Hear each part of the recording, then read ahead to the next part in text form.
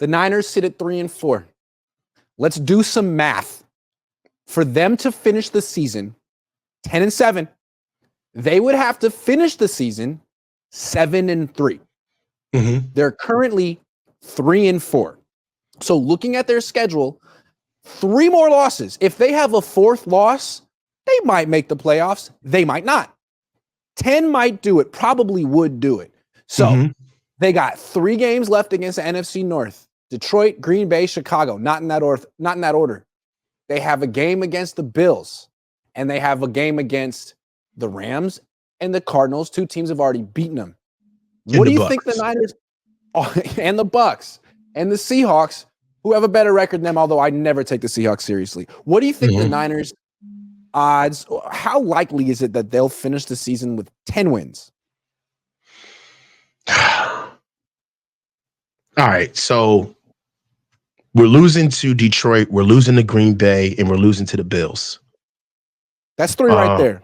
If those are the only games they lose, they finish with 10 wins. That means that, all right, Cowboys, that's a win. The Bucks are an easy get now that they've had injuries. Seattle, I don't know. The Rams could be very healthy by week 15. The Dolphins are DOA, but Tua might be back by then.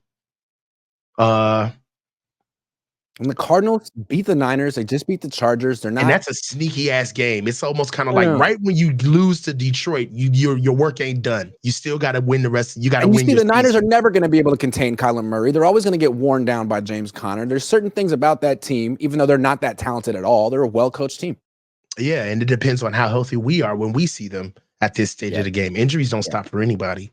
Now maybe Christian McCaffrey comes back after the bye week and they just go on a run and never lose again. But I don't know. I don't see that happening.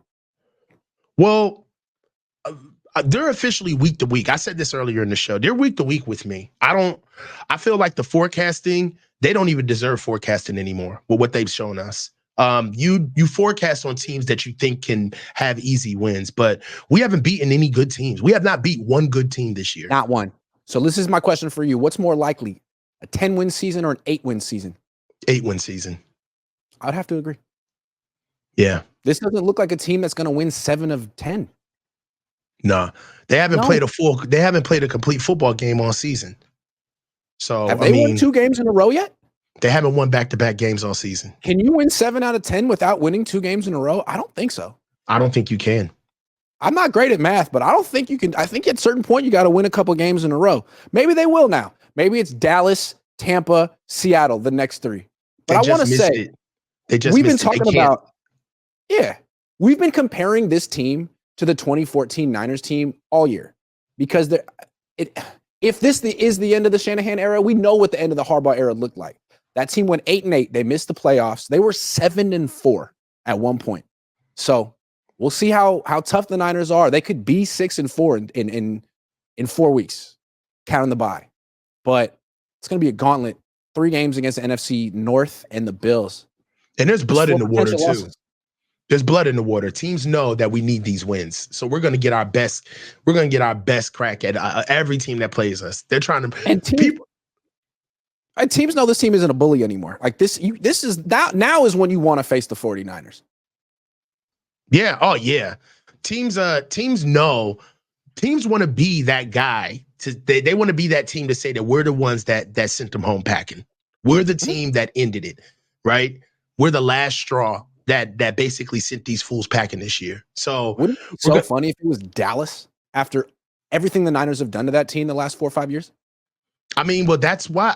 Look, bro, I get it. The whole F Dallas, but that's why you don't do the stuff that there's a lot of stuff that they've been doing over the years where they haven't won with class. They just haven't, bro.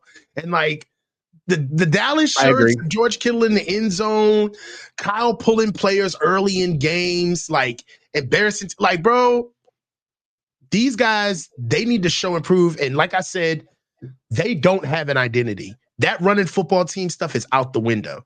They got to figure out how to win a football game without Kyle's play sheet. They got to. And you know what makes it tough to win a football game? When you have the worst special teams. If Yeah. you're consistently getting outplayed, maybe by a lot in one phase of the game, a lot of times they say you just got to win two. So unless you're winning both sides of the ball, which the Niners aren't consistently doing, you're going to lose because something's going to happen on special teams that's going to sink the game. And all I know is that the Niners have the worst special team and the Cowboys have one of the best. So if the Niners like give up a touchdown or a turnover on special teams, they could absolutely lose to Dallas too. And Dallas got top 5 special teams in the league. And wouldn't that be so funny if the demise of the Kyle Shanahan era came down to special teams? You know what it would be? It would be manna from heaven. It'd be poignant. It would be exactly how he should go. It'd be another detail he freaking overlooked. Come on, bro. Why don't we have Patrick Mahomes? Because Kyle didn't think it was worth looking and scouting Patrick Mahomes because he wanted Kirk Cousins for so long. And where is Kirk? Nowhere near the 49ers than he's ever been, right? He didn't know the rules in overtime. Just a detail. Just a minor detail. Bro. Us falling apart because of special teams would be so Kyle. It would be Kyle. You could argue that one of the coordinator, bro. biggest blunders in the Super Bowl was the muff punt. Coordinators don't care about special teams, right? They're like, man, what do I have to? I don't care about special teams. Like, dude, I just don't want to think about it, bro. I mean, the muff punt and then the missed extra point, like, right? The missed extra point and the muff point field goal at the end to put it to overtime because it was a 3-point game instead of a 4-point game. And he missed it. He muffed the onside kick, and then we missed the extra point. We're on our 3rd kicker this year because we can't stay inside of our lanes and keep the kicker upright. So, and to me, that's the mark of a coach who's on the way out of town, doesn't have the details down. Special teams is an issue again. It's been an issue. What are you talking about? That's why you drafted Jake Moody in the 3rd round and Mitch Wishnowsky in the 4th round, because you're trying. But Brian Schneider, my God. All I know is that Andy Reid has the best special teams coordinator. John Harbaugh was a special teams coordinator, and the Niners are never going to beat those teams. Never. They care about the little things. Ever. It's the details. It's the small things, man. That's football. I never played it. Yeah. Would have been fun, though. I would have loved you as a player, bro. You'd have probably played receiver. You're tall. Absolutely not. Not after watching what happened to Brandon Ayuk. People know that you're like, what are you, like 6'1", Grant? Yeah, I'm 6'1". But I don't want to. I would never want to get hit like Brandon Ayuk got hit. No way, dude. I'm playing baseball, running track. But if you played football, I guess I'd have to play wide receiver, but I wouldn't go over the middle. Like, sorry, I don't do that. No. You would be a good punter, though. Just your personality fits as a punter. Hey, guys, switch a little bit. Don't mind if I get this punt off, do you?